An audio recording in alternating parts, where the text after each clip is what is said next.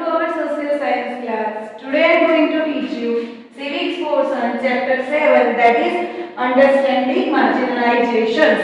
First of all आपको ये question mind में अराइज हुआ होगा कि what is the meaning of marginalisations. For example suppose एक सर्कल की फिगर हम समझते हैं तो आपको इजीली समझ में आ जाएगा what is the meaning of marginalisation. Suppose एक सर्कल है, जो सर्कल है उसका जो बॉर्डर एरिया है और जो मेन होता है वो कहाँ पे होता है, सेंटर. तो सेंटर के अलावा जो बॉर्डर एरिया होता है तो उसको सर्कल की मार्जिन लाइन कहते हैं. उसी तरीके से किसी सोसाइटी में, किसी कम्युनिटी में, किसी प्लेस पे अगर हम किसी से अपने आप को इंफीरियर समझते हैं तो तब जाके क्या होता है कि हम दूसरों से अलग हो जाते हैं. अगर हम फाइनेंशियली भी वीक हो, फिर अनएजुकेटेड हो, तो इन सभी की वजह से कई बार हम लोग हमें मार्जिनलाइजेशन कर देते हैं या फिर हम खुद अपने आप को दूसरों से अलग कर देते हैं. तो इसी तरीके से इस चैप्टर में हम ये पढ़ेंगे. तो यहाँ पे है what does it mean to be socially marginalized. तो सोशली भी हम मार्जिनलाइज्ड हो सकते हैं. तो यहाँ पे सोशली मार्जिनलाइजेशन का मीनिंग क्या है? To be marginalised is to be forced to occupy the sides or finger frames and thus not be at the centre of things. मतलब कि मार्जिनलाइजेशन मतलब कि कोई भी चीज के आगे हम सेंटर में नहीं हो, उसको हम मार्जिनलाइज कहते हैं. This is something that some of you have probably experience in the classroom और प्लेग्राउंड. ये सारे एक्सपीरियंस आप क्लासरूम और प्लेग्राउंड में भी एक्सपीरियंस कर सकते हो. If you are not like the most people in your class, that is if you are based in music or films in different, if your assets mark you out of the others, if you are less chatty than others in your class, if you don't play the same sport that many of your class like, if you dress differently, the chances are that you will be not considered to be in your peers. So often you end up feeling that you are not with it, and if what you say, feel and think and how you act are not quite right or acceptable to others. मतलब कि कई बार क्या होता है कि हमारे classroom में सभी जितने भी स्टूडेंट्स हो सबकी चॉइस है म्यूजिक से रिलेटेड, फिल्म से रिलेटेड अलग अलग हो. कई बार हमारे क्लासमेट्स में ज्यादा लोग होते हैं, उनको जो स्पोर्ट्स पसंद होता है हमको नहीं पसंद होता, तो हम अपने आप को उनसे एक दूरी बरत लेते हैं, मतलब उनसे मार्जिनलाइज हो जाते हैं. उसी तरीके से सपोज अगर हम देखें तो कई बार कम्युनिटी के हिसाब से डिफरेंट लैंग्वेजेस के लोग रहते हैं, उसी हिसाब से भी हम एक दूसरे से मार्जिनलाइज होते रहते हैं. जैसे कि सपोज कोई नया स्टूडेंट बीच में आके इनविटेशन देता है तो वो डायरेक्टली हमसे कनेक्टेड नहीं हो पाता है, हमारे साथ कम्युनिकेट नहीं हो पाता है, तो वो हमसे मार्जिनलाइज अपने आप को फील करता है. इसी तरह क्लासरूम में भी ये है कि डिफरेंट कम्युनिटी के लोग और डिफरेंट सोशल, इकोनॉमिकल, कल्चरल और पॉलिटिकल फैक्टर्स के हिसाब से भी हम एक दूसरे को मार्जिनलाइज करते हैं. तो अब यहाँ से हमारा लेसन स्टार्ट होता है. तो पहले एक स्टोरी है जिससे हमको इजीली समझ में आ जाएगा कि what is the proper meaning of marginalisation. तो आदिवासी एंड मार्जिनलाइजेशन मतलब कि आदिवासी लोग हैं जिसको हम ट्राइबल पीपल कहते हैं, उनके साथ मार्जिनलाइजेशन कैसे हुआ था और क्या क्या उनकी लाइफ में चेंजेस आए थे और उनकी लाइफ किस तरीके से अफेक्ट हुई थी, वो हम एक स्टोरी के थ्रू एक्सप्लेन करेंगे. An Adivasi family in Delhi, Soma and Helen are watching the Republic Day parade on TV with their grandfather. यहाँ पे एक आदिवासी फैमिली का पिक्चर्स आपको दिया है. एक आदिवासी फैमिली है, दिल्ली में रहती है, उसमें दो भाई सोमा एंड हेलन है. वो रिपब्लिक डे की परेड जो होती है दिल्ली में, वो यहाँ पे वो टीवी में देख रहे हैं अपने दादू के साथ और वो बोलते ओ सी एन आदिवासी फ्लोट. अरे देखो ये आदिवासी लोग. दादू why do they always so Adivasi is only dancing. तो अपने दादा को पूछते हैं कि ऑलवेज आदिवासी को डांस करते हुए भी क्यों, डांस करते हुए ही क्यों दिखाते हैं, उनमें और बहुत ज्यादा भी एबिलिटीज होती है, वो क्यों नहीं शो करते हैं. तो दादू कहते हैं yes don't they know anything else about us. तो फिर वो लड़का बोलते हैं क्या वो हमारे बारे में इससे ज्यादा कुछ नहीं जानते. तब दादू कहते हैं the lives of Adivasis were very rich, most people don't know that. मतलब कि आदिवासी लोग भी बहुत ही रिच होते हैं, ज्यादातर लोग ये बात नहीं जानते. तो अब जो उनके ग्रैंडफादर होते हैं वो उनके साथ क्या हुआ था, वो विलेज में रह रहे थे, फिर किस तरीके से आदिवासी को मार्जिनलाइज किया जाता था, वो सब हम यहाँ पे पढ़ेंगे. तो दादू कहते हैं when I was young, our village in Odisha was beautiful. We got everything we needed from the land and the forest around us. We in turn respected the land and the forest and the river. मतलब कि मैं वो एक ओडिशा के गांव में रहते थे, वहाँ पे मेरा जो गांव था बहुत ही ब्यूटीफुल था, हमारे आसपास जमीन थी और हम फॉरेस्ट में अच्छी तरीके से रहते थे. Suddenly we were told that the forest was not our. अचानक से एक दिन हमको क्या याद गया है कि the forest are not our, मतलब फॉरेस्ट सब जंगल हमारे नहीं है. Forest officials and contractor cut down the large part of it. If we protect, they beat us and then took us to court where we did not have our lawyers and could not fight our cases. तो एक दिन आके जो forest officials होते हैं और जो contractor होते हैं वो बहुत सारे फॉरेस्ट के जो ट्रीज होते हैं उसको कट कर देते हैं और बोलते हैं कि अभी आपका घर नहीं है. तब हम उनके आगे प्रोटेस्ट करना भी चाहते थे, पर अगर प्रोटेस्ट करें तो वो लोग हमें मार के और फिर हमको कोर्ट ले जाने की भी धमकी देते थे. तो फिर और हम उस टाइम पे हमारे पास कोई लॉयर नहीं था कि हम उनके अगेंस्ट केस भी फाइट कर सकते. तो फिर वो बोलती है लड़की, then how did you survive दादू? तो फिर आप लोगों ने कैसे सर्वाइव किया, कैसे वहां पे आप रहे? तो जब दादू बोलते हैं many of us were forced to leave our homes and find the seasonal work in nearby towns.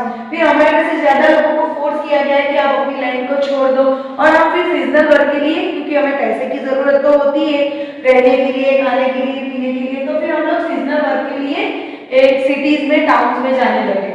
Then the company wala came and they said there was iron ore under our land. They wanted to mine it and they promised job and money if we sold our land to them. एक दिन एक company वाला आता है, वो बोलता है कि आप यहाँ पे जहाँ पे रहते हो वो आयरन और लैंड है, मतलब यहाँ पे माइनिंग हो सकती है, कोयले की खान हो सकती है, फिर उससे इंडस्ट्रीज बन सकती है. अगर आप लोग अपनी जमीन हमको बेच दे, लैंड हमको दे दो, तो फिर हम आपको जॉब और पैसे भी देंगे. But some villages were excited and others said their would destroy our lives and we would get nothing. उसमें से कई होते वो एक्साइटेड होते कि अच्छा ये होगा, पर उसमें से कई लोग होते वो बोलते कि it's not a possible because अगर ऐसा हुआ तो हमारी लाइफ भी डिस्ट्रॉय हो जाएगी और वो लोग हमें कुछ नहीं देंगे. Some gave a thumbprints, not really realizing they were selling their land off, and only a few were given a token job, but most of us did not sell. मतलब उसमें से कई लोगों ने डिसएग्री किया है कि हम अपनी लैंड नहीं बेचेंगे, जिन लोगों ने बेची उनको थोड़ी बहुत पैसे और जॉब मिला, बट फोर्सफुली फिर हमको फोर्स किया गया. Then they threatened us till eventually everyone was forced to sell and abdicate to land of their forefathers. And they had to support of the authorities and our whole way of living vanished overnight. मतलब फिर उन लोगों ने, जिन लोगों ने land बेचने के लिए, लैंड सोल्ड करने के लिए अग्री नहीं किया था, उन लोगों को मारा गया. उनको फोर्सफुली उनकी जो फोर फादर्स की, मतलब उनके फादर्स के लोगों की जो लैंड थी उनको फोर्सफुली उनको बेचनी पड़ी और उसी रात से उन लोगों की लाइफ पूरी चेंज हो गई. ओ दादू and our land what? So for our 30 acres we got a little money from one contractor and I never saw most of my friends again. तो क्या हमारे पास 30 एकड़ की जमीन थी, पर उसके हिसाब से हमको बहुत ही कम पैसे मिले और फिर हमको वो लैंड वहां से खाली करके निकलना पड़ा और उसके बाद मैंने कभी भी मेरे फ्रेंड्स को नहीं देखा. The money hardly lasted in the city. We had no means for livelihood anymore. We were all crammed into a tiny rented room and how we miss our carefree lives, the open spaces.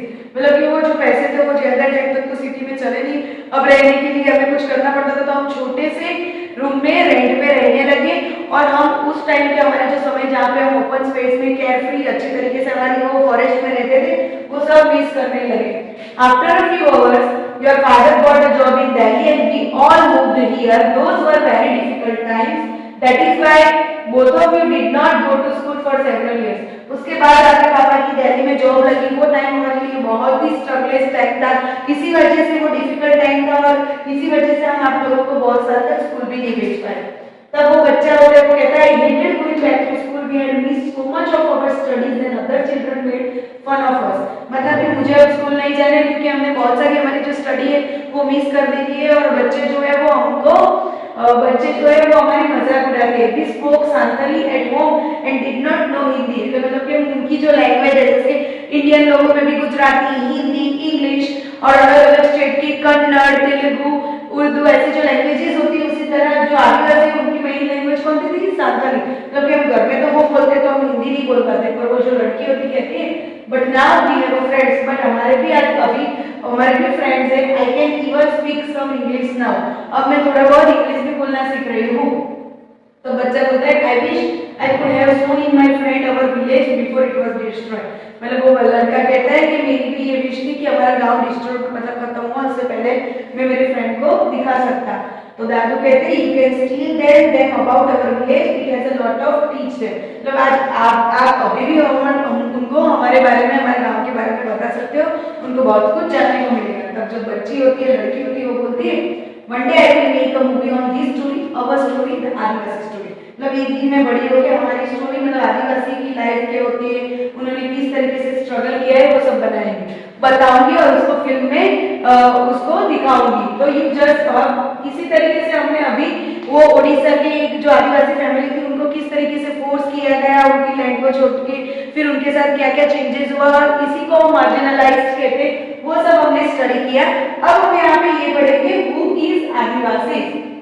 आदिवासी हमको पता है कि जिसको हम tribal peoples कहते हैं that is called Adivasi, but यहाँ पे इसका प्रॉपर मीनिंग है Adivasi is the term literally means the original inhabitants are community who lived and often continue to live in close association with forest, मतलब कि आदिवासी एक ऐसी कम्युनिटी है कि वो फॉरेस्ट से कनेक्टेड है और ज्यादा से वो लोग कहाँ से हमको मिलते हैं, फॉरेस्ट में ही वो हमको मिलते हैं और उनका ज्यादा से होम टाउन फॉरेस्ट इलाकों में ही होता है। Around 8% of India's population is Adivasi, मतलब आदिवासी में इंडिया की पॉपुलेशन में 8% पॉपुलेशन किनकी है, आदिवासी की। And many of India's most important mining and industrial centers are located in Adivasi area, और ज्यादा से ज्यादा जो इंडस्ट्रियल और जो माइनिंग सेंटर्स एरिया है वो कहाँ पे, आदिवासी के इलाके में, जैसे कि Jamshedpur, Rourkela, Bokaro, Bhilai, among other. Adivasis are not a homogeneous population, homogeneous मतलब कि सेम काइंड, एक ही तरीके की पॉपुलेशन है, उनकी कम्युनिटी में भी डिफरेंट टाइप्स की कास्ट होती है, जैसे कि there are over 500 different Adivasi group in India, मतलब इंडिया में 500 डिफरेंट ग्रुप ऑफ आदिवासी है। Adivasis are particularly nucleus in state, मतलब कि बहुत ही अलग-अलग स्टेट्स में वो वहां पे स्टेबल है। कौन से स्टेट है, तो Chhattisgarh, Jharkhand, Madhya Pradesh, Orissa, Gujarat, Maharashtra, Rajasthan, Andhra Pradesh, West Bengal and north eastern part of Arunachal Pradesh, Assam, Manipur, Meghalaya, Mizoram, Nagaland and Tripura. यहाँ पे आपके लिए एक शॉर्ट आंसर यहाँ पे आपको मिल सकता है कि which state the Adivasi belong, मतलब आदिवासी कौन से स्टेट से बिलोंग करते हैं, तो यहाँ पे ये सभी स्टेट के नाम आप आंसर में लिख सकते हो। A state like Odisha is the home to more than 60 different tribal groups, मतलब कि उनका जो होम टाउन होता है, मतलब कि होम टाउन कैसे कहते हैं कि जैसे कि सपोज मैं पालनपुर ये सिटी से बिलोंग करती हूँ, मैं वहां पे बॉर्न हुई तो वो मेरा होम टाउन है, बट मैं उससे दूसरी जगह पे जाती हूँ वर्क के लिए, अपने बेटर फ्यूचर के लिए, हायर स्टडी के लिए, तो वो अनदर स्टेट में जाना होता है, पर मेरा होम टाउन तो कौन सा कहलाएगा, पालनपुर। इसी तरह से आदिवासियों का भी होम टाउन कौन सा था, ओडिशा। ओडिशा में 60 डिफरेंट ग्रुप के ट्राइबल पीपल, मतलब कि आदिवासी लोग रहते थे। Adivasi society are also most distinctive because there is often very little hierarchy among them, मतलब कि आदिवासी की जो कम्युनिटीज है वो बहुत ही ज्यादा यहाँ पे थी, पर हायरार्की मतलब कि उन लोग में बहुत सारे चेंजेस आने के बाद फिर उन लोगों ने अलग-अलग जो रिलीजियस है उसको फॉलो कर लिया, उसके बाद धीरे-धीरे उनकी कम्युनिटी कम होने लगी। This make them radically different from community organized around the principle of जाति वर्ण और those that were ruled by kings, मतलब जाति वर्ण के हिसाब से जो राजा का रूल चल रहा था उसी हिसाब से उन लोगों ने भी अपने हिसाब से, अपनी सुटेबल के हिसाब से उन लोगों ने भी अलग-अलग रिलीजियस फॉलो कर लिए। जैसे कि आदिवासी practice a range of tribal religions that are different from Islam, Hinduism and Christianity, मतलब कि वो ट्राइबल रिलीजियस को फॉलो करते थे जो हिंदुइज्म, क्रिश्चियनिटी और इस्लाम से डिफरेंट थे। These often involve the worship of ancestors, मतलब उनके जो पूर्वज होते हैं ancestors, मतलब उनकी वो प्रार्थना, मतलब उनकी वो वर्शिप करते थे। Village and nature spirits, the last associated with the residing in various sites in the landscape, mountain spirit, river spirit, animal spirit, मतलब उन सभी को वो अपना देवता वर्शिप उनको मानते थे। The village spirit are often worshipped at specific sacred groups within the village boundary by the ancestral ones are usually worshipped at home। मतलब कि वो लोग अपने गांव में किसी अच्छे लोगों को अपनी मान के उनकी पूजा करते थे, उनके जो फोर फादर्स थे मतलब कि उनके जो पूर्वज थे उन लोगों को भी वो अपने गॉड मानते थे। Additionally Adivasi have always been influenced by different surrounding religions. मतलब कि कई बार क्या होता था कि वो उनके आसपास जितने भी डिफरेंट रिलीजियंस थे उनके कारण वो इन्फ्लुएंस होते थे, जैसे कि शक्त, बुद्धिस्ट, वैष्णव, भक्ति and Christianity. Simultaneously, Adivasi religions themselves have influenced dominant religions of the empires around them।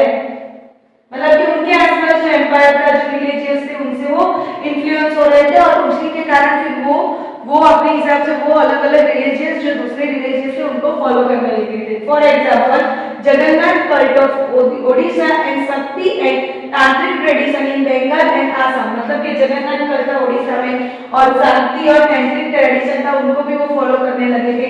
During the 19th century substantial number of Adivasis converted to Christianity. मतलब कि 19th की सेंचुरी में ज्यादा से ज्यादा लोगों ने आदिवासी लोगों ने क्रिश्चियनिटी को फॉलो कर लिया था, which has emerged as very important religion in modern Adivasi history.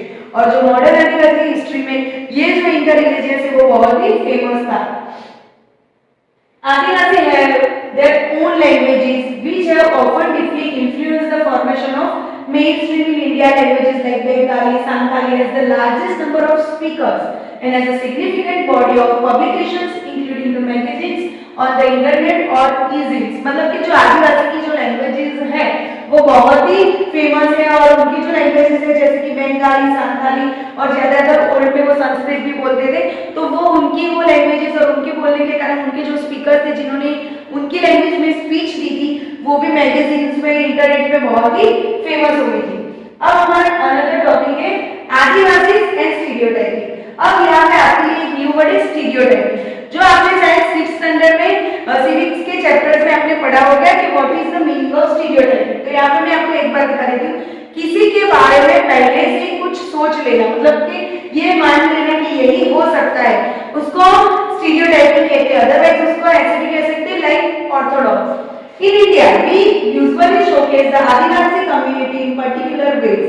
Thus, during the school functions or the other official events or in books and movies, Adivasi are invariably portrayed in very stereotypical ways। मतलब कि ये तो यही कर सकते हैं, हमने movies में, स्कूल के फंक्शंस में, हर जगह पे उनका ज्यादा से ज्यादा उनका डांस के फॉर्म में उनको देखा है और उनके बारे में यही सोच है कि वो बहुत ही वाइड होते हैं, अनएजुकेटेड होते हैं, उनको किसी उनके पास रहने का तरीका, प्रॉपर मैनर्स वो कुछ नहीं होती। ऐसे स्टीरियोटाइप मतलब किसी के बारे में यही सोच लेना कि ये तो यही कर सकता है, उसको हम स्टीरियोटाइपिंग कहते हैं।